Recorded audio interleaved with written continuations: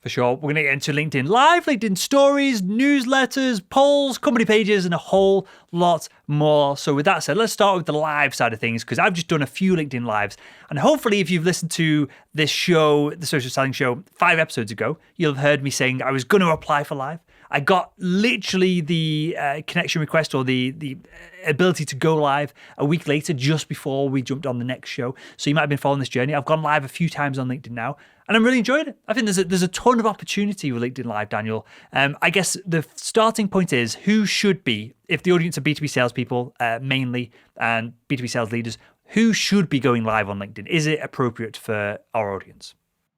So I genuinely think it is. Obviously, it's different for people like you and I, Will, who broadcast content to sort of give out the value that we do. But imagine if you're a sales rep, imagine you're an SDR. You could do a live interview with a product expert, with an industry expert, with an author that can give so much value to your audience. So I think there's a ton of opportunities for any person of any level within a business to build and create credible live content. And I think it'd work great. I mean, we talk about lots of the SDR personal brands being built in the industry. All of them could do great live content on their own, sharing their stories and knowledge and experiences, but also interviewing other people as well. So yeah, I think it's something that's applicable to anyone. Yeah, I love it. And last week's show, we covered how to spot BSs, people who are saying one thing, delivering another, people who claim that they're experts, but there may be a lack of expertise in the conversations that they're actually having.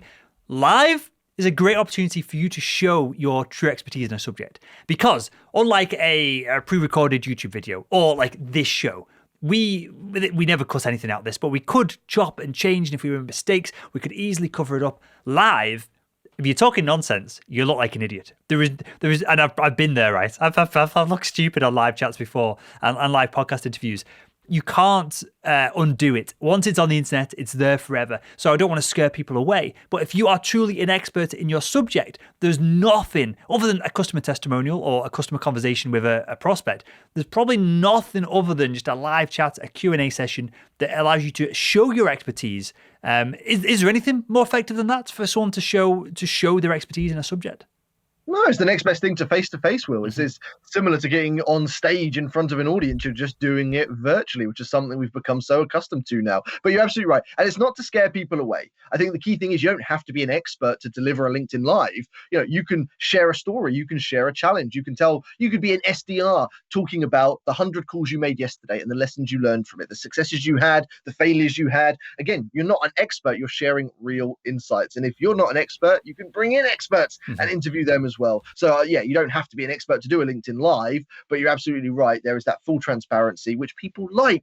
There is nothing more authentic and real than live content. And what you're describing there is the Salesman Podcast. I have on people all the time that are far more expertise than what I am. Yesterday, I had on a attorney. She just specializes in contracts to talk about whether salespeople should be signing contracts, how to sign a contract. I don't know if you've ever pondered on this, Daniel, but she was saying that if you sign a contract on behalf of a company, you should always write your name, comma, representative of XYZ company. And that covers you then in case the contract goes south, the company gets sued. It takes you off the line because you're forcing that language into the contract. I've never done that. I would never even have thought to do that until I had this expert on the Salesman Podcast. And that's why I do go out my way to have people who are far smarter and more intelligent than me. So if you are new to sales, perhaps you've got a smaller audience, perhaps you're tenured in sales, but you want to move into marketing or social selling or whatever it is, having these people on a live chat is a good opportunity to get selfish with some of this of you're sharing things to the audience, so your audience, so the guest is more than happy to come on and speak with you. But you get to suck all of this out of the guest and have a chat with them at the same time. And I've spoke to people on the Salesman Podcast, Formula One racing drivers, NASCAR drivers, an astronaut, Olympic athletes, all these individuals that if I was like, hey, can I just jump on the phone for a second? They'd be like, who is this? And the call will be ended. So there's multiple layers to this, but live is, I think live might be the most exciting part of LinkedIn right now.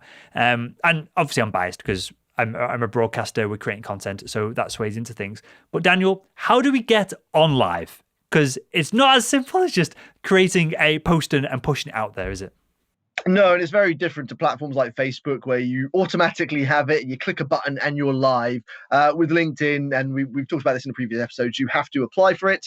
You go through an application process. Sometimes it takes 5, 6 applications before you get approved. And Will, you obviously got approved quickly, probably a large part through to the fact you've done so much video content in the past. They do ask for you to sort of link in examples of video content. So if you haven't done one, maybe try and do a live video with someone else who has it, or do create some video content that you can link in. However, what I have heard is that they are opening the floodgates a bit more now to let more people into live. So it is a lot easier than it used to be. You apply, hopefully you get approved at some point. You then have to find a third-party platform. So I use a platform called StreamYard, and Will, I know you use Restream, and actually I'm probably going to sort of move across to Restream. I've heard it offers quite a lot more than what StreamYard does. But anyway, LinkedIn gives you advice. They send you sort of 8 to 10 different platforms you can use.